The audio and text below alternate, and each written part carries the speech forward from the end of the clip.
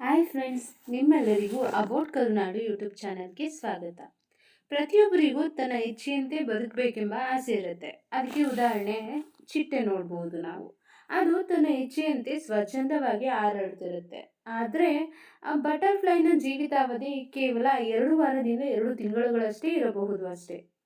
ಹಾಗಾದರೆ ಚಿಟ್ಟೆಗಳು ಭೂಮಿಯ ಮೇಲೆ ಎಷ್ಟು ದಿನಗಳಿಂದ ಕಾಣಸಿಗುತ್ತಿವೆ ತಿಳಿಯೋಣ ಬನ್ನಿ.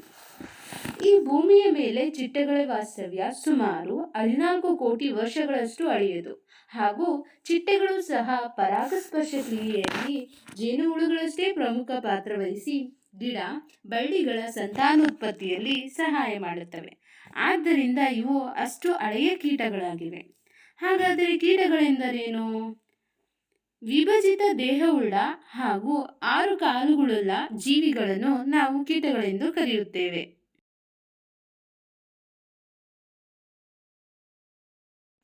ಹಾಗಾದರೆ ಚಿಟ್ಟೆಗಳ ದೇಹ ರಚನೆ ಹೇಗಿರುತ್ತದೆ? ಚಿಟ್ಟೆಗಳಿಗೆ ಮೀಸೆಯೇ ಮೂಗು, ಪಾದವೇ ನಾಲಿಗೆ ಆಗಿರುತ್ತದೆ.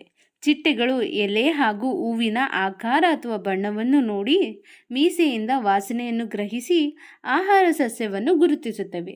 ಹೀಗೆ ಗುರುತಿಸಿದ ಸಸ್ಯದ ಮೇಲಿಳಿದು ತಮ್ಮ ಪಾದಗಳ ಮೂಲಕ ಆಹಾರದ ರುಚಿ ನೋಡುತ್ತವೆ. ಗುರುತಿಸಿದ ಸಸ್ಯದ ಹೂಗಳು ತನ್ನ ಆಹಾರವಾಗಿದ್ದಲ್ಲಿ ಚಿಟ್ಟೆಗಳು ಮಕರಂದವನ್ನು ಹೀರುತ್ತವೆ. ಇಲ್ಲವೇ ಆ ಸಸ್ಯವು ಮರಿಗಳ ಆಹಾರವಾಗಿದ್ದಲ್ಲಿ ಅದರ ಮೇಲೆ ತನ್ನ ಮೊಟ್ಟೆಗಳನ್ನಿಡುತ್ತವೆ. ಇದು ಚಿಟ್ಟೆಯ ದೇಹ ರಚನೆಯಾಗುತ್ತದೆ. ಹಾಗಾದರೆ ಇಟ್ಟ ಎಲ್ಲ ಮೊಟ್ಟೆಗಳು ಮರಿಗಳಾಗುತ್ತವೆಯೇ? ಖಂಡಿತವಾಗಿಯೂ ಇಲ್ಲ. ನಾವು ನೋಡುವ ಪ್ರತಿಯೊಂದು ಚಿಟ್ಟೆಯು ಸಾವಿನೆದುರು ಬದುಕು ಸಾಧಿಸುವ ವಿಜಯದ ಪ್ರತೀಕ. ಏಕೆಂದರೆ ಯಾವುದೇ ಚಿಟ್ಟೆಯು ತಾನು ಇಟ್ಟ ಮೊಟ್ಟೆಗಳಲ್ಲಿ ಹೆಚ್ಚೆಂದರೆ 10% ಮಾತ್ರ ಬದುಕುಳಿದು ಚಿಟ್ಟೆಗಳಾಗಲು ಸಾಧ್ಯವಾಗುತ್ತದೆ. ಹಾಗಾದರೆ ಚಿಟ್ಟೆಗಳ ವಿಶೇಷತೆ ಏನು? ಎಲ್ಲ ಕೀಟಗಳಂತೆ ಅವುಗಳು ಸಾಮಾನ್ಯವೇ? ತಿಳಿಯೋಣ ಬನ್ನಿ. ತಮ್ಮನ್ನು ಭಕ್ಷಿಸಲು ಅವಣಿಸುವ ಕೀಟ, ಜೇಡ, ಹಲ್ಲಿ ಹಾಗೂ ಹಕ್ಕಿಗಳನ್ನು ಹಾವಿನಂತೆ ಎಡೆಯೆತ್ತಿ ಬುಸುಗುಟ್ಟಿ ಎದುರಿಸುವುದು ಉಂಟು ಈ ಚಿಟ್ಟೆಯ ಮರಿಗಳು. ಇನ್ನು ಕೆಲವು ಚಿಟ್ಟೆಗಳು ವಿಷಕನಿಯಂತೆ ವಿಷಪೂರಿತ ಸಸ್ಯಗಳನ್ನೇ ಆಹಾರವಾಗಿ ಸೇವಿಸಿ ಗಾಢವಾದ ಬಣ್ಣ ಧರಿಸಿ ಇತರರನ್ನು ಎದುರಿಸಲು ಮುಂದಾಗುತ್ತವೆ. ಅದೇ ರೀತಿ ಅನೇಕ ಜಾತಿಯ ಚಿಟ್ಟೆಗಳು ಸುಮಾರು 310 ರಿಂದ 700 ನ್ಯಾನೋಮೀಟರ್ ವರೆಗಿರುವ ಯಾವುದೇ ಬೆಳಕಿನ ತರಂಗಗಳನ್ನು ಗುರುತಿಸಬಲ್ಲವು. ಉದಾಹರಣೆ, ಒಂದೇ ಜಾತಿಯ ಹೂಗಳನ್ನು ಮನುಷ್ಯ, ಪ್ರಾಣಿ, ಜೇನ್ನೊಣ ಹಾಗೂ ಚಿಟ್ಟೆಗಳು ಹೇಗೆ ವಿಭಿನ್ನವಾಗಿ ನೋಡುತ್ತವೆ ಎಂಬುದನ್ನು ಈ ಚಿತ್ರದ ಮೂಲಕ ತೋರಿಸಲಾಗಿದೆ.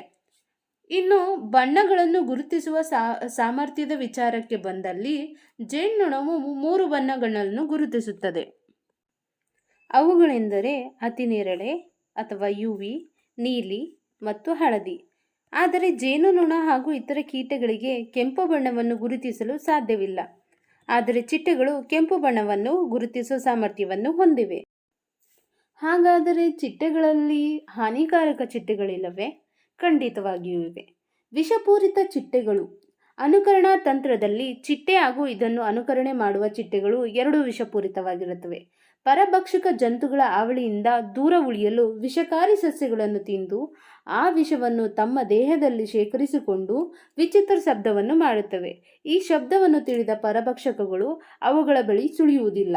ಈ ವಿಷಕಾರಿ ಆಹಾರವನ್ನು ಸೇವಿಸಲು ಸಾಧ್ಯವಾಗದ ಚಿಟ್ಟೆಗಳು ವಿಷಕಾರಿ ಚಿಟ್ಟೆಯಂತೆ ಶಬ್ದವನ್ನು ಅನುಕರಣೆ ಮಾಡುವುದರ ಮೂಲಕ ಪರಭಕ್ಷಕ ಜಂತುಗಳನ್ನು ಎದುರಿಸುತ್ತವೆ. ಈ ಅನುಕರಣೆಯನ್ನು ಮುಲ್ಲೇರಿಯನ್ ಮಿಮಿಕ್ರಿ ಎಂದು ಕರೆಯುತ್ತಾರೆ. ಇನ್ನು ಚಿಟ್ಟೆಗಳ ಅಧ್ಯಯನವನ್ನು ಲೆಪಿಡೋಪ್ಟೆರಾಲಜಿ ಎಂದು ಕರೆಯುತ್ತಾರೆ. ಭಾರತದ ರಾಷ್ಟ್ರೀಯ ಚಿಟ್ಟೆ ಆರೆಂಜ್ ಓಕ್ ಲೀಫ್ ಅಥವಾ ಕಲ್ಲಿಯಾ ಇನಾಚುಸ್ ಆಗಿದೆ. ಕರ್ನಾಟಕದ ರಾಜ್ಯ ಚಿಟ್ಟೆ ಸದರ್ನ್ ಬರ್ಡ್ ವಿಂಗ್ ಆಗಿದೆ. ಚಿಟ್ಟೆಗಳ ವೈಜ್ಞಾನಿಕ ಹೆಸರು ರೋಪೋಲೋಸೆರಾ ಆಗಿದೆ. ಪರಿಸರ ಸಮತೋಲನದಲ್ಲಿ ಚಿಟ್ಟೆಗಳ ಪಾತ್ರ ಪ್ರಮುಖ. ಆದರೆ ವೇಗವಾಗಿ ಬೆಳೆಯುತ್ತಿರುವ ನಗರಗಳು ಹಾಗೂ ಪಾರಂಪರಿಕ ತೋಟಗಳನ್ನು ಸ್ಥಳಾಂತರಿಸಿರುವ ನವಶೈಲಿಯ ಹುಲ್ಲು ಹಾಸುಗಳಿಂದಾಗಿ ಚಿಟ್ಟೆಗಳ ವಾಸಸ್ಥಾನ ದಿನೇ ದಿನೇ ಕ್ಷೀಣಿಸುತ್ತಿದೆ. ಸೃಷ್ಟಿಯ ಯಾವುದೇ ಒಂದು ಜೀವಿಯು ಸಂಪೂರ್ಣ ನಾಶವಾದರೂ ಇಡೀ ಸೃಷ್ಟಿಯ ಸಮತೋಲನಕ್ಕೆ ಧಕ್ಕೆ ಉಂಟಾಗುತ್ತದೆ. ಆದ್ದರಿಂದ ಪ್ರಕೃತಿಯ ಸಮತೋಲನ ಕಾಪಾಡೋಣ.